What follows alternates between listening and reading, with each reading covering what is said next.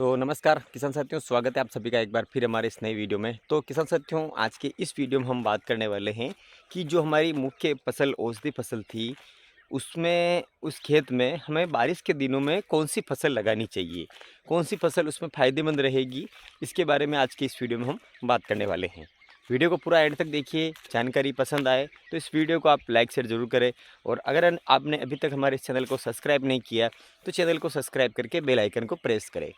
तो किसान साथियों, जो हमारी मुख्य फसल है वो पूरी तरीके से अब कंप्लीट हो चुकी है और अब लोगों ने खेत जो उसकी हकाई भी करना चालू कर दी है। तो अब ऐसी स्थिति में जब बहुत से किसान कन्फ्यूजन में रहते हैं कि अब हमें बारिश के दिनों में उसमें कौन सी फसल लगानी चाहिए, जिससे कि हमारा जो आगे आने वाला सीज़न है वो अच्छा रहे और जो अभी हमने इस खेत में जो भी खाद पानी दिया वो उसको अच्छी तरीके से वो उठाव ले ले। तो इसके लिए किसान साथियों, बारिश के दिनों में मैं आपको 2-3 फसलें बताता हूँ जो इस समय सही रहेगी। तो सबसे पहली तो किसान साथियों की एक तो इसमें आप जो लगा सकते हैं, जो अगर आप जिस एरिया में सोयाबीन की खेती होती है तो वहाँ पर आप सोयाबीन भी लगा सकते हैं। और दूसरी फसल ये है कि जो इसमें सबसे मेन होता है, जिसको अगर आप लगाना चाहते हैं तो मेन मक्का की खेती।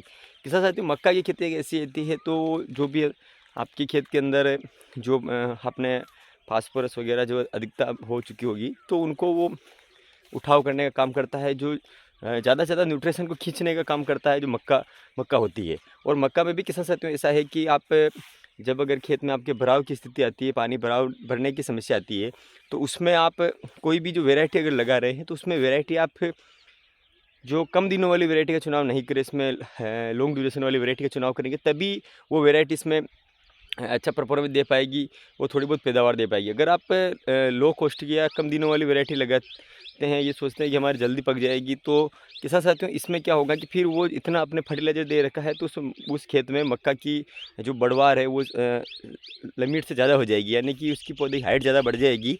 और उसमें जो मक्का का जो भुट्टा है वो छोटा रह जाएगा और हो सकता है तो पौधे की हाइट बढ़ जाए, भुट्टा भी नहीं बन पाता, क्योंकि उसमें मल्टी क्रॉपिंग की समस्या भी आ सकती है, जिसमें कि 2-2 3-3 4-4 भुट्टे आ जाते हैं एक ही पौधे के और उसमें दाना भी नहीं बन पाता है। तो इसीलिए आप अगर मक्का लगा रहे हैं तो आप लॉन्ग ड्यूरेशन वाली मक्का लगा सकते हैं।